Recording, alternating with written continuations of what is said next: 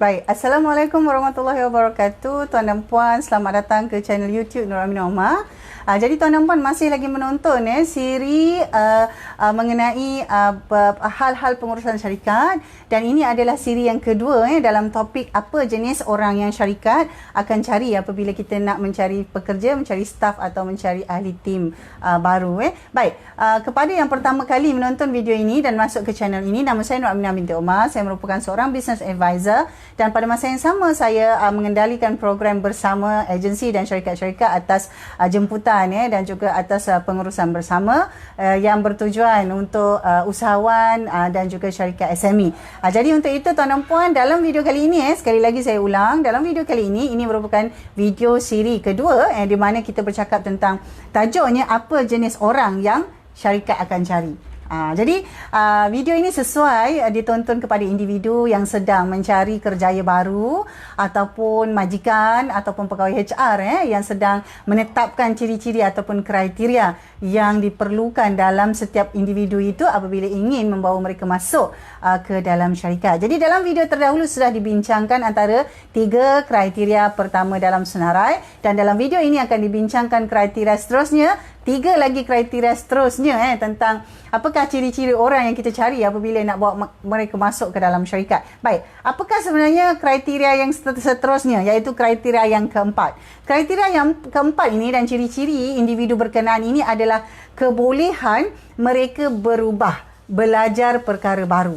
Baik, sekiranya kita mengambil seorang individu itu yang tidak ada satu ciri-ciri teachable, maksudnya tak boleh diajar. Dengan kata lain, dia tak mahu belajar. Apa yang mereka sudah lakukan, katalah apa yang mereka sudah lakukan 3 tahun lepas, 5 tahun lepas atau 10 tahun lepas, itulah yang mereka pegang kuat-kuat kerana mereka kata inilah cara yang terbaik, inilah yang saya akan lakukan. Saya lebih tahu daripada orang lain kerana saya sudah melakukan perkara ini selama 10 tahun. Ini adalah cara yang terbaik. Jadi individu-individu begini merupakan orang yang tidak kita bawa masuk dalam syarikat dan bukan orang yang diperlukan oleh syarikat. Kerana dalam senario semasa kita menuju kepada perubahan, kita banyak akan mengalami norma baharu selepas pasca MCO, dan kita akan mengadaptasi ke banyak keperluan teknologi, dan sementara kita menjelang menempuh IR 4.0 yang banyak diperkatakan, maka kita memerlukan individu ataupun orang yang kita bawa masuk ke dalam syarikat itu orang yang sentiasa mahu belajar, boleh berubah, boleh mengadaptasikan pemahaman pembelajaran itu. Itu adalah antara ciri yang keempat. Ciri yang kelima tuan dan puan adalah individu yang kreatif. Individu yang kreatif. Kreativiti ini tuan dan puan tidak boleh digantikan dengan mesin. Sekiranya tuan dan puan sebelum ini menggunakan typewriter, mesin type, sekarang ada komputer, menaip di komputer. Sekiranya sebelum ini kita ada manual handphone yang kita perlu tekan-tekan setiap kali, tetapi sekarang kita sudah ada handphone yang hanya perlu kita sentuh sahaja permukaan skrinnya. Tetapi kreativiti dalam seseorang itu ataupun kreativiti dalam setiap individu itu tidak dapat digantikan oleh mana-mana mesin, tidak boleh digantikan oleh mana-mana robot. Jadi, setiap daripada kita ataupun apabila kita mahu bawa masuk individu ke dalam syarikat, individu berkenaan mestilah mempunyai satu tahap kreativiti yang boleh dan menyumbang kepada pembangunan syarikat. Katakanlah tuan dan puan, syarikat kita sudah ada satu sistem yang komplit, sudah ada satu sistem yang sempurna, ataupun mungkin jenis perniagaan yang kita jalankan itu adalah sebuah syarikat dengan sistem franchise sedia ada. Maka dalam keadaan itu kreativiti menjadi lebih kritikal kerana tugas kita perlu menjadi kreatif bagaimana mahu melaksanakan sistem yang sedia ada itu supaya memberi impak yang paling maksimum untuk syarikat. Bukannya nak sediakan sistem, bukannya nak sediakan lagi polisi atau prosedur baru, bukan. Ini semua sudah ada. Maksudnya kerangkanya sudah ada, sistem sudah ada, everything in place. Jadi untuk memastikan semua ini dapat digunakan secara optimum dan memberikan hasil yang maksimum kepada syarikat, inilah antara yang kritikal, iaitu kreativiti. Jadi kita perlu bawa masuk individu yang kreatif. Kita mesti menjadi individu yang kreatif untuk masuk ke dalam syarikat supaya syarikat mendapat manfaat yang maksimum.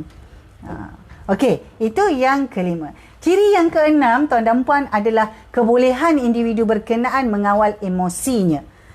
Mengawal rasa marahnya, mengawal rasa sedihnya, mengawal rasa gembiranya, mengawal semua jenis emosi yang dia ada, mengawal rasa kasihan, mengawal rasa simpati.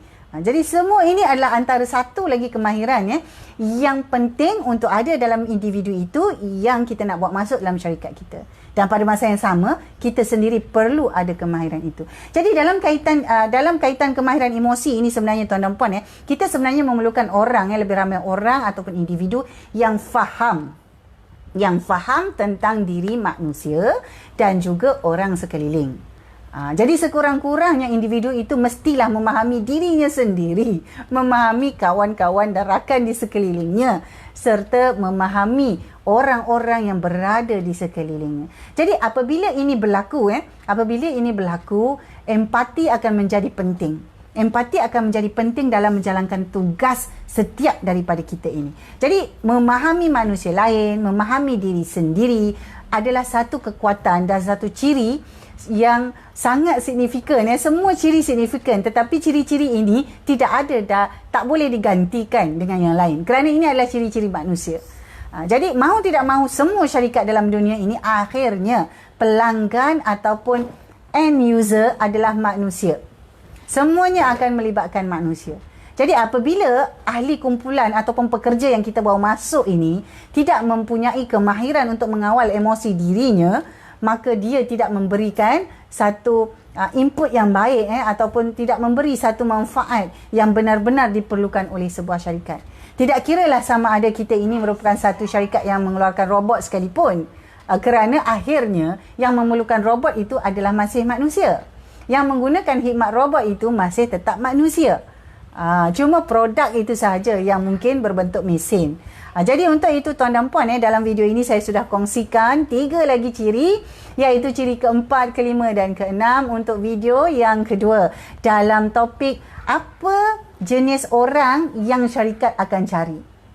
Jenis orang yang macam mana yang kita perlu jadi supaya diambil bekerja oleh syarikat lain. Jadi tinggalkan thumbs up untuk video ini. Boleh klik subscribe dan juga follow playlist untuk video yang seterusnya. Jadi tuan dan puan boleh mendapatkan banyak lagi video-video dalam channel YouTube Nur Aminah Omar. Dan semoga ia memberi manfaat. Kita jumpa lagi dalam video seterusnya.